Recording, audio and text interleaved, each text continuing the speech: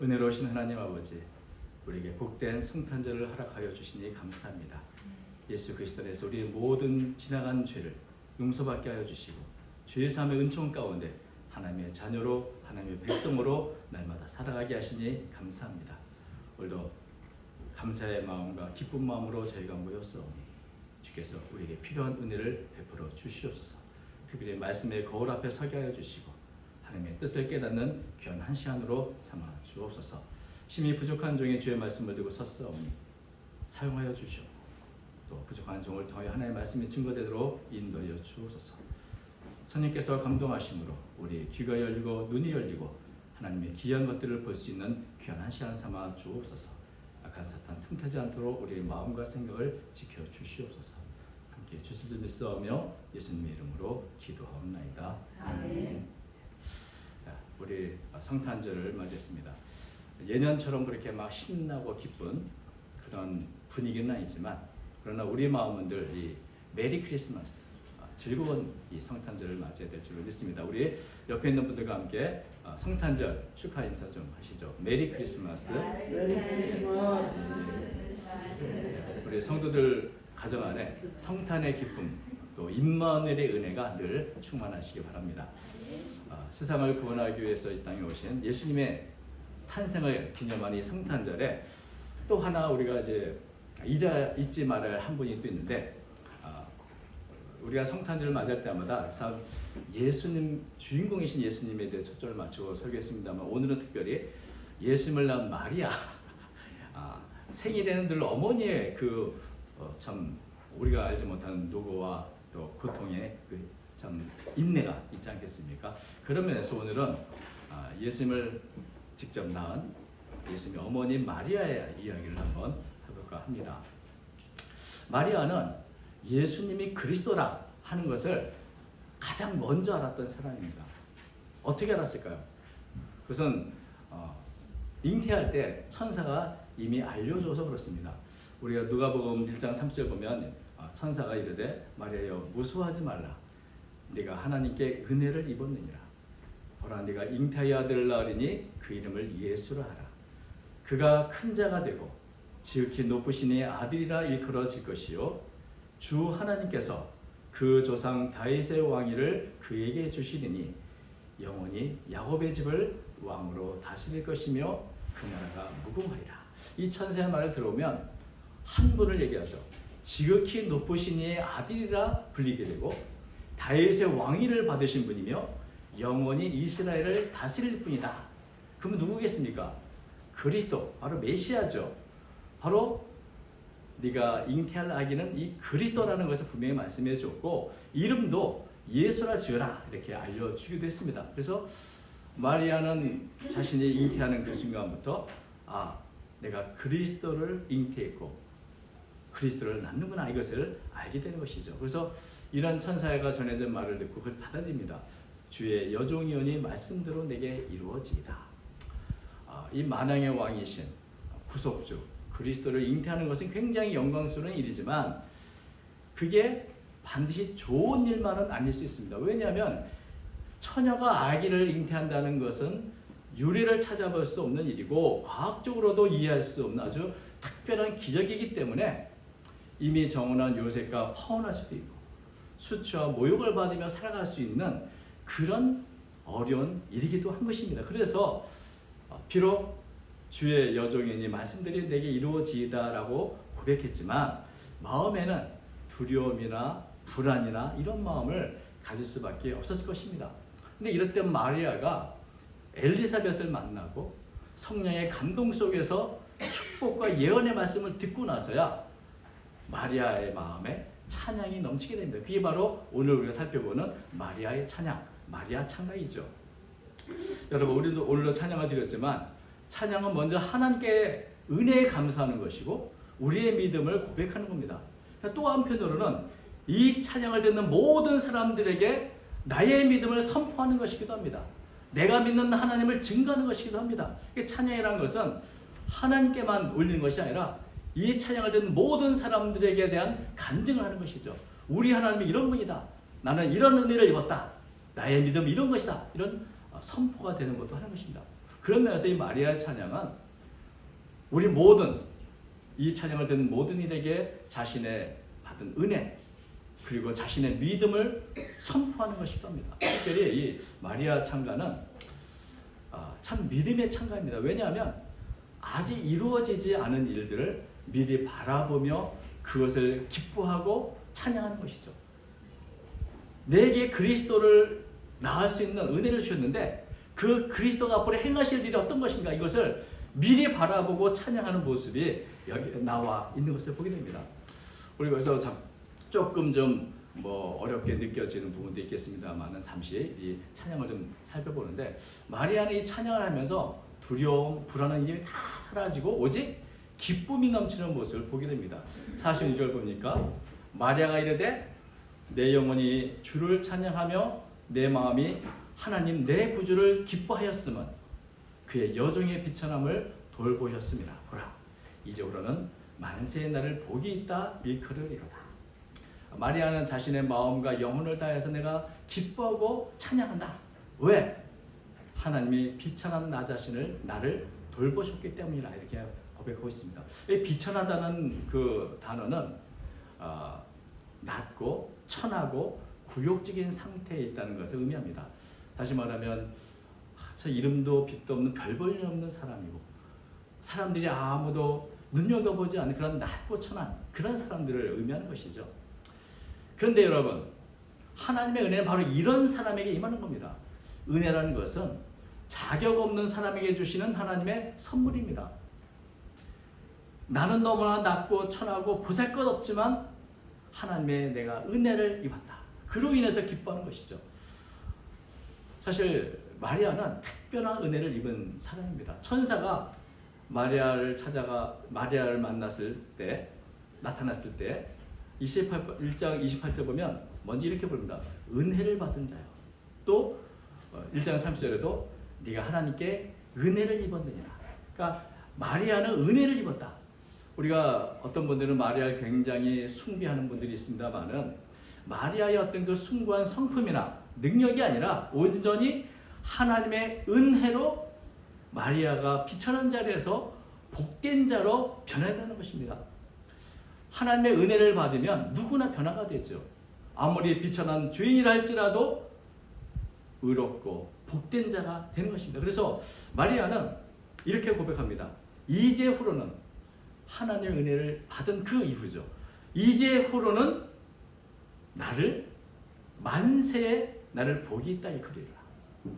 나는 이제 더 이상 비천한 자가 아니라 만세에 복 있는 자가 되었다. 이런 고백을 하는데 마리아는 은혜로 복을 받은 사람의 어떤 본복이라고 할 수 있습니다. 하나님의 은혜를 받기 전에는 비천한 사람이었으나 이제는 만세에 복 있는 존재가 됐다. 근데 이 말은 결국 마리아를 신격화하거나 숭배해야 된다는 말은 아닙니다. 마리아는 유일무이한 어떤 기적에 참여했지만은 그러나 그의 모든 것은 우리와 조금도 다름없는 그런 인간일 뿐입니다. 누가복음 11장 27절에 보면은 예수님의 전해진 말씀에 감동한 한 여인이 이렇게 말합니다. 당신을 뵌 태와 당신을 먹인 젖이 복이 있나이다. 이 말은 누굽니까? 마리아를 칭송하는 것이죠. 야, 참 이렇게 위대한 사람을 낳은 당신의 어머니, 당신을 기른 그 어머니 정말 복 있는 사람이구나 이렇게 입니다라고 칭송을 했더니 예수님이 이것에 대해서 어떻게 대답하셨는지 아십니까?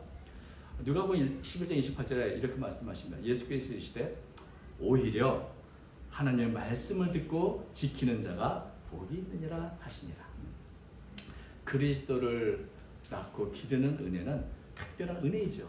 그러나 하나님의 말씀을 믿고 그 말씀을 지키며 살아가는 것 역시 그에 못지않은 큰 은혜요 복이라는 것을 예수님은 말씀하셨습니다.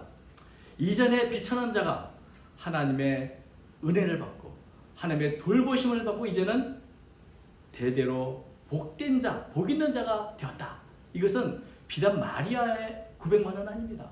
마리아만 그런 것이 아니라 누구든지 하나님의 은혜를 입은 사람들은 그 은혜를 받기 전과 그 은혜를 받은 이후가 달라집니다. 은혜를 받기 전에는 비천한 자요, 죄인이요, 연약한 자일지라도 하나님의 은혜를 받은 그 이후에는 영원히 복된 자가 되는 것입니다. 믿으십니까? 아멘. 이것은 마리아만 받는 은혜가 아니라 우리 모두가 그렇죠.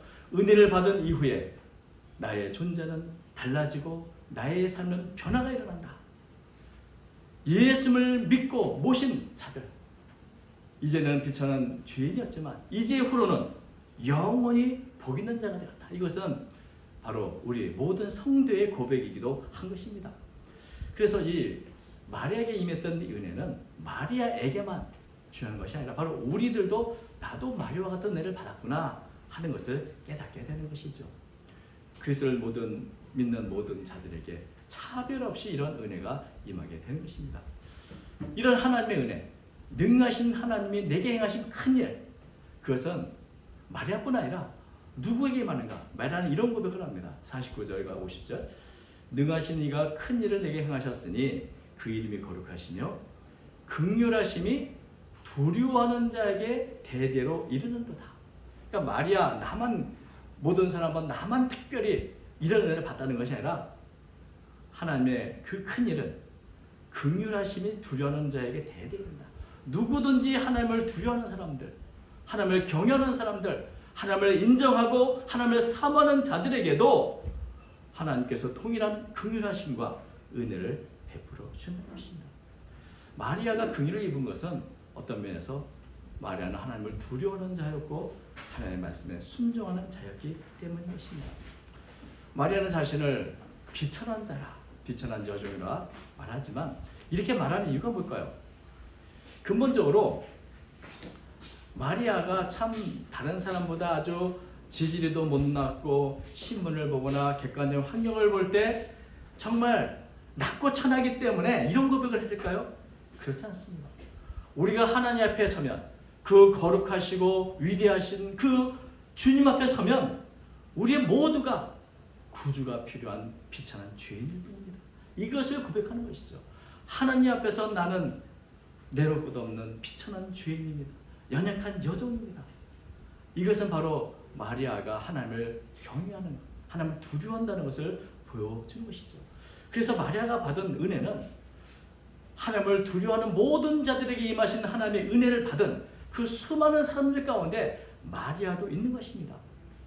나와 같이 하나님을 두려워하는 모든 자들에게 하나님의 긍휼하심이 대대에 이른다.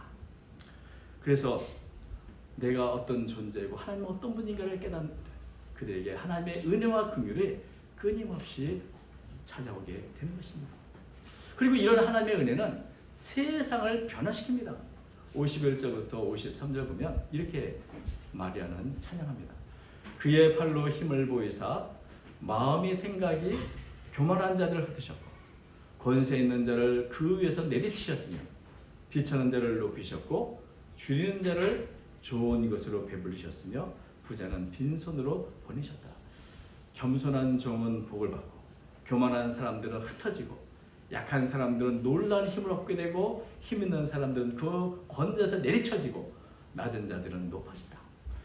배부른 자들은 굶주리게 되고 줄인 자들은 배부르게 되고 부자들은 가난하게 되고 가난한 자들은 부자가 된다. 뭐 이런 이 세상의 질서가 가치가 완전히 변하는 모습을 보여주는데 이게 바로 은혜의 힘입니다. 여러분, 스스로 의롭다고 자신의 의로움을 자랑하는 자들은 하나님께서 낮추시고 겸손히 자기의 죄를 고백하고 자기의 죄 때문에 아파하는 이들은 하나님의 의로운 자로 세우십니다. 높은 자는 낮아지고 낮은 자는 높아지며 먼저 된 자는 나중되고 나중 된 자는 먼저 된다. 은혜는 바로 그런 것입니다. 그래서 은혜는 어떤 면에서 세상의 그 어떤 것보다도 혁명적이죠. 앞으로 그리스도가 다시는 하나님 나라는 어떤 모습인가? 이 세상의 질서와 다른 새로운 가치로 새로운 세상이 열린다. 마리아는 이것을 고백하는 것이죠. 이전의 힘과 능력이 아니라 하나님의 은혜가 통치하는 시대가 온다는 것이죠. 그런데 하나님의 은혜가 통치하는 이 시대의 모습을 보면 어떤 이에게는 기쁜 소식이지만 또 어떤 이들에게는 굉장히 두려운 소식이 될 수밖에 없습니다. 1980년대에 해방신학이 남미에 유행했을 때 과테말라 정부가 이 마리아 찬양이 너무 과격한 내용을 담고 해서 공개적으로 찬양하거나 노래하는 것을 금지한 적이 있습니다. 왜 그럴까요? 사실 이 내용이 굉장히 혁명적이거든요. 완전히 기득권을 다 엎어버리겠다는 그런 말로 들릴 수 있는 그런 내용들이 있기 때문에 참 이것을 두려워하는 분도 있었던 것을 보게 됩니다. 그런데 이 말씀의 내용은 하나님의 은혜가 온 세상을 변화시켜서 모든 사람이 어떤 억압이나 차별이 없이 다 자유롭고 평등하게 하나님이 주시는 구원을 누린다는 그런 하나님의 나라를 이룬다는 것을 말해주는 것입니다. 여러분, 이 말씀은 부자는 가난하되고 가난한 자가 부자가 되는, 그럼 여러분 가난한 자가 부자 되면 또 그 부자는 어떻게 되죠? 가난하게 되죠. 이렇게 악순환이 되풀이된 것을 말하는 것이 아니라 부자는 낮춰지고 가난한 자는 높여서 함께 평등하고 동등한 그런 사회가 된다는 것을 말해주고 있는 것입니다. 모두가 하나님의 은혜 안에서 평등하게 자유와 기쁨을 누릴 수 있는, 그래서 모든 사람이 올바른 관계를 유지하는 그런 시대가 오는 것을 말해주는 것이죠. 이것을 구약의 이사야서 40장 4절에 보면 앞으로 메시아 그리스도 오시면 행하실 일을 이렇게 표현했습니다. 이사야 40장 4절, 골짜기마다 도두어지며 산마다 언덕마다 낮아지며 고르지 않은 곳이 평탄하게 되며 험한 곳이 평지가 될 것이요. 낮은 골짜기가 높은 산이 되고 산마다 언덕마다 아주 낮은 골짜기가 되는 게 아니고, 골짜기는 도두어지고 높은 산은 낮아져서, 그래서 어떻게 됩니까?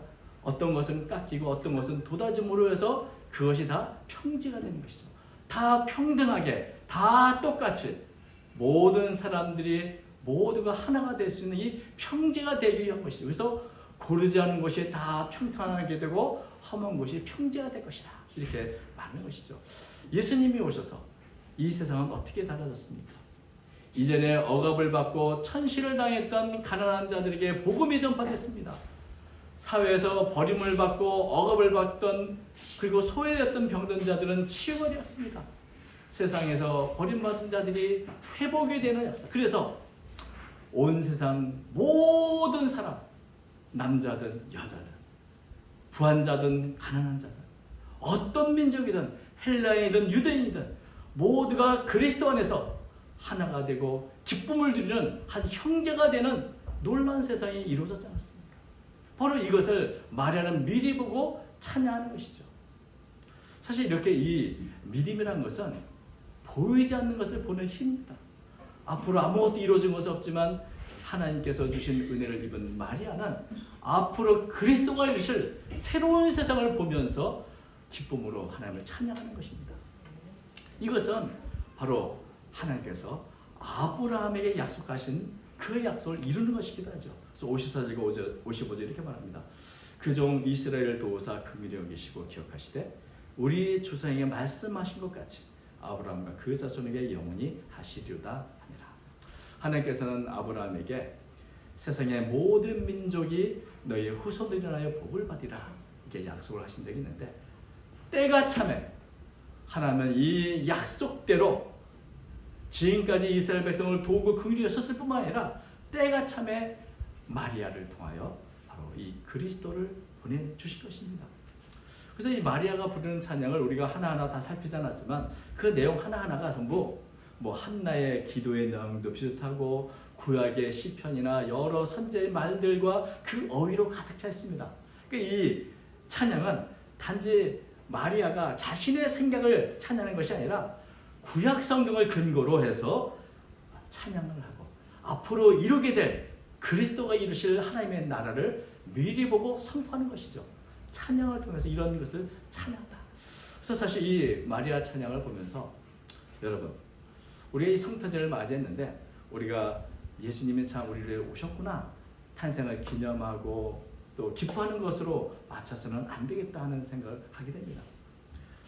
하나님의 은혜로 비천한 자가 복된 자로 변화되는 경험을 받은 모든 성도들, 마리아와 같이 이 하나님의 은혜를 높이 기뻐하며 찬양해야 될 뿐만 아니라 또 하나는 뭡니까?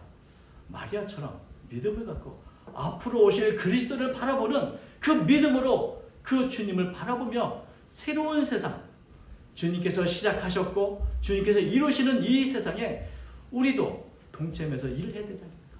마리아처럼 우리가 그리스도를 낳는 그런 은혜는 없어도 하나님의 말씀을 지키고 하나님의 말씀대로 살겠다는 그런 결단을 갖고 예수 그리스도께서 이루시는 이 하나님의 나라, 모든 사람이 복되며 모든 사람이 행복한 하나님의 나라를 위해서 우리도 우리의 할 일을 해야 되지 않겠나. 이것이 그리스도께서 이 땅에 오신 목적을 이루는 것이고 우리가 정말 성탄절을 기쁘게 참여하는 것이 아니겠는가 하는 생각을 하게 됩니다. 하나님께서는 지금도 자신의 비천함을 알고 하나님을 두려워하는 마음으로 주님께 나아가는 자들에게 긍휼을 베풀어 주십니다. 그리고 이런 사람을 통해서 세상을 변화시켜 주십니다. 은혜 받은 자를 통해서 더 많은 은혜가 많은 사람에게 전해지기를 원하고 계신 겁니다. 마리아처럼 하나님의 은혜에 베푸신 그 은혜에 기뻐하고 감사할 뿐만 아니라 주님께서 이루시는 새로운 세상을 바라보면서 우리도 기쁨으로 찬양과 함께 주님께 더 가까이, 말씀 앞에 더 가까이 나아가는 그런 복된 삶을 살아야 될 줄로 믿습니다. 이번 성탄절에 이런 은혜가 우리 모두에게 임하시기를 주의 이름으로 축원드립니다. 기도하겠습니다. 거룩하신 하나님 아버지, 마리아의 기쁨을 우리 모두에게 허락하시니 감사합니다. 마리아가 받은 모든 은혜와 같이 우리도 비천한 자리에서 이제는 하나님을 성도가 되는, 하나님을 섬기며 하나님의 자녀요 백성으로 살아갈 수 있는 복된 자가 되었습니다. 영원한 하늘의 소망을 갖고 살아가는 제가 되게 하시니 감사합니다. 이 은혜를 늘 마음에 간직하게 도와주시고 주님께서 원하시는 아름다운 세상을 만들어갈 때 우리 모두가 우리에게 주어진 사명과 우리가 주어질 임무를 잘 감당하도록 인도하여 주시옵소서. 아직도 수많은 세상 가운데는 여전히 억압과 핍박과 억눌림 속에서 사는 수많은 이들이 있습니다. 주님, 이들에게 찬양을 통해 복음을 통해 그들에게 예수 그리스도를 통한 아름다운 은혜를 전한 저희 모두가 되도록 도와주시고 이 시대에 쓰임받는 도가 되도록 우리 성도를 사용하여 주시옵소서. 함께해 줄 줄 믿사오며 예수님 이름으로 기도하옵나이다. 아멘.